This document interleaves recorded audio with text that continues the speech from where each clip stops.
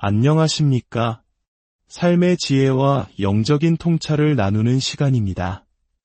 오늘 우리가 함께 나눌 이야기에 앞서 잠시 여러분의 마음을 들여다보는 질문 하나를 드리고 싶습니다.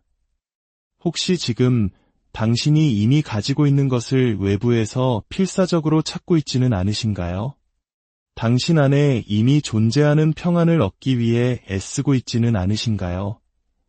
이미 내면에 품고 있는 지혜를 다른 곳에서 구하고 있지는 않으신지요? 어떤 것에 대한 깊은 갈망과 배고픔을 느낀다는 사실 자체가 실은 우리 안에 그것이 존재한다는 것을 알려주는 신호일지도 모릅니다. 오늘 이 말씀이 여러분의 삶의 깊은 울림과 하나님의 은혜를 전하는 통로가 되기를 소망합니다. 이 귀한 깨달음을 주변에 사랑하는 이들과 함께 나누고 싶으시다면 이 영상을 공유해 주십시오.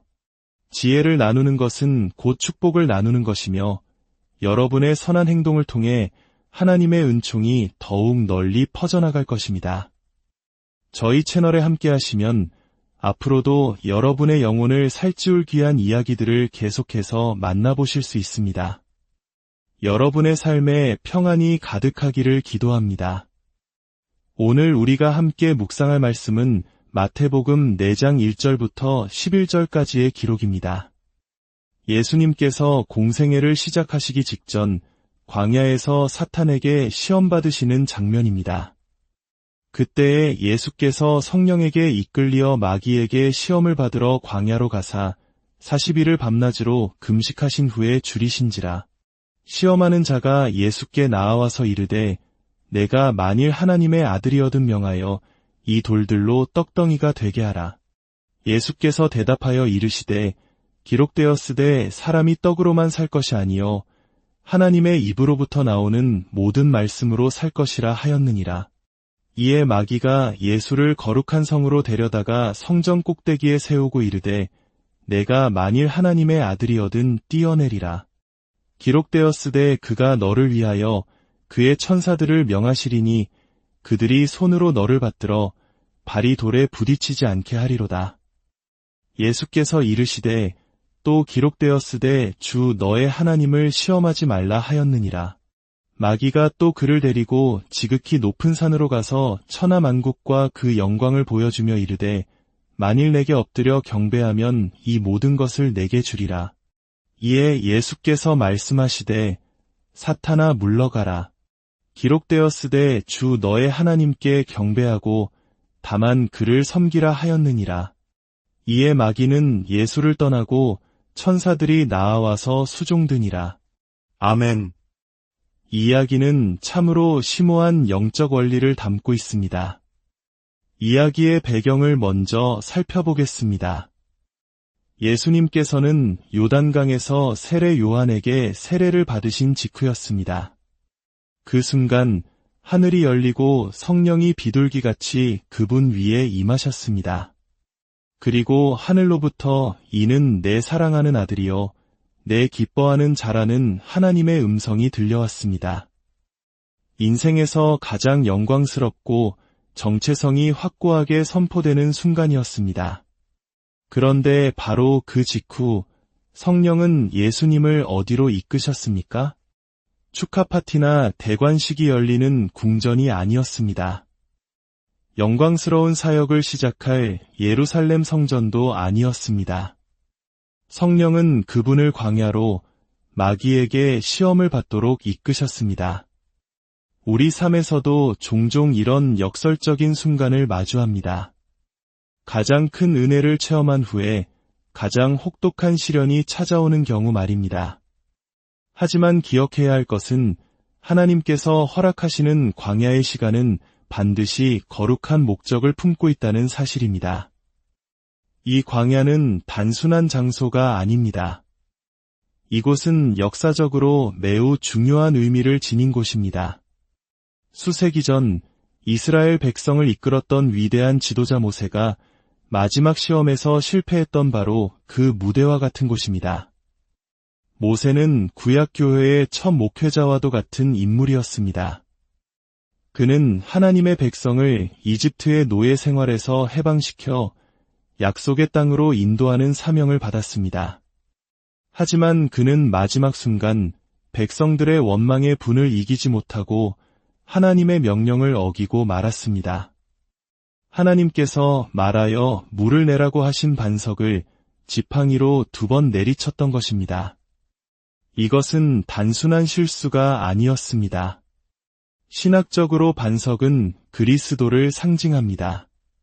그리스도께서 우리의 죄를 위해 단 한 번 고난받으시면 족한데 모세가 반석을 2번 침으로써 마치 그리스도의 첫 번째 희생이 부족하여 다시 십자가에 못 박아야 한다는 의미가 되어버린 것입니다.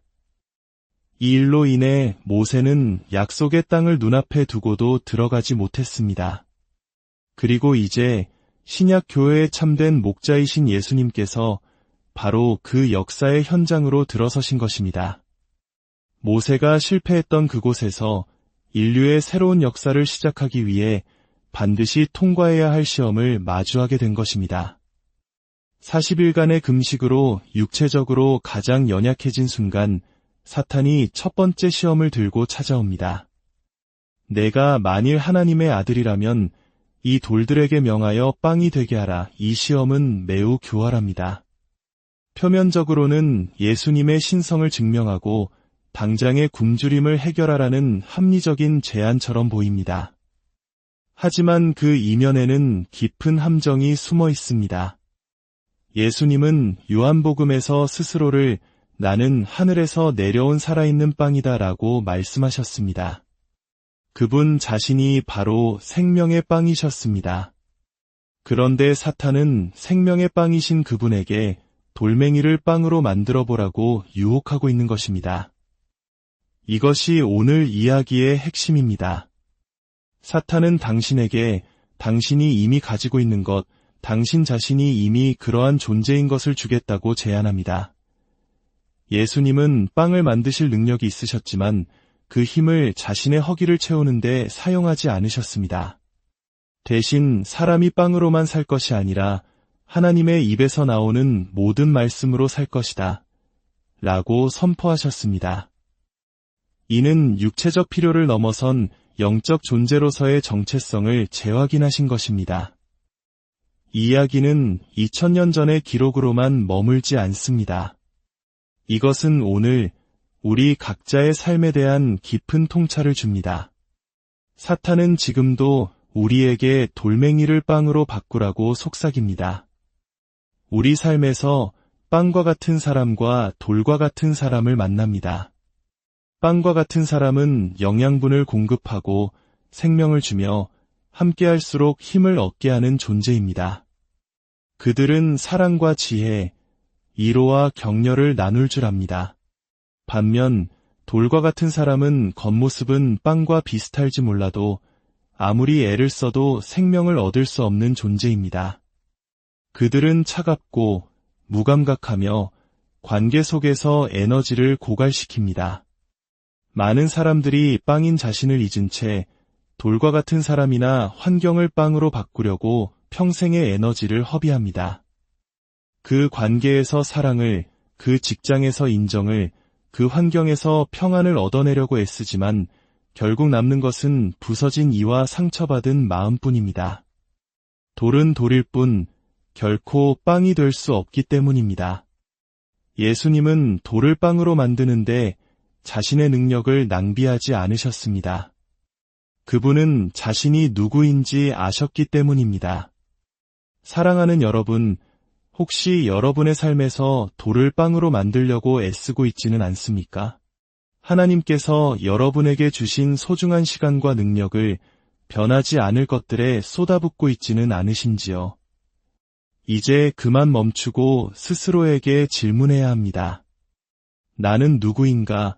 여러분이 사랑을 갈망한다면 그것은 여러분 안에 사랑이 있기 때문입니다. 사랑이 없는 사람은 사랑이 무엇인지조차 모릅니다. 여러분이 탁월함을 추구한다면 그것은 여러분 안에 탁월함의 씨앗이 심겨있기 때문입니다. 평범함에 만족하는 사람은 탁월함을 갈망하지 않습니다. 여러분이 지혜를 구한다면 그것은 여러분 안에 하나님께서 주신 지혜의 영이 있기 때문입니다.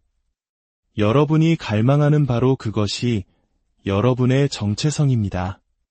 사탄은 외부의 돌멩이를 통해 그것을 주겠다고 속이지만 하나님께서는 이미 여러분 안에 그 모든 것을 심어두셨습니다. 여러분이 바로 그 빵이며 빛이며 소금입니다. 사탄의 두 번째, 세 번째 시험도 마찬가지입니다. 그는 성전 꼭대기에서 뛰어내리면 천사들이 지켜줄 것이라고 유혹했고 천하만국의 영광을 보여주며 자신에게 경배하면 모든 것을 주겠다고 제안했습니다. 하지만 천사들은 예수님께서 굳이 자신을 증명하기 위해 뛰어내리지 않아도 시험이 끝난 후에 그분을 섬기러 왔습니다.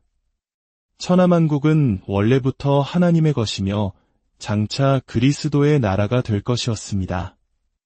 사탄은 또다시 예수님께서 이미 가지고 계셨고 앞으로 당연히 받으실 것을 제안했던 것입니다.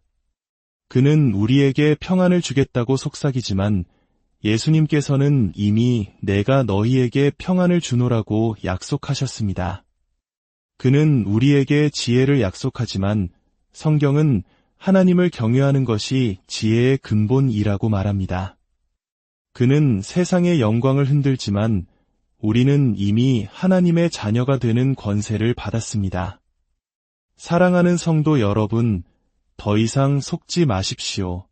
당신이 찾고 있는 것은 당신 밖에 있는 것이 아니라 당신 안에 이미 있습니다. 광야의 시간을 걷고 계십니까? 배고프고 지쳐서 모든 것을 포기하고 싶으신가요? 사탄이 달콤한 목소리로 당신의 정체성을 흔들고 있습니까? 그럴 때일수록 예수님처럼 선포하십시오.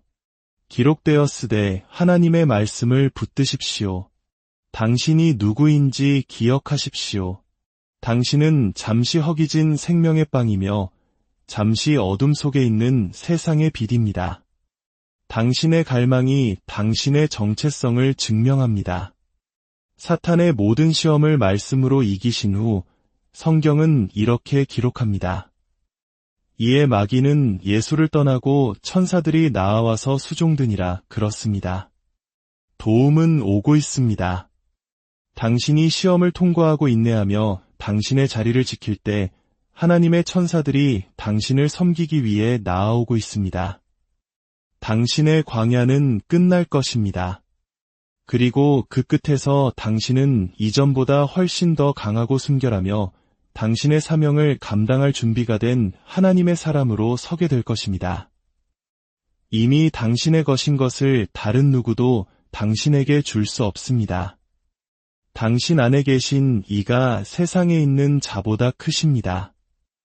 이 진리 안에서 자유와 승리를 누리시는 저와 여러분이 되기를 주님의 이름으로 축복합니다.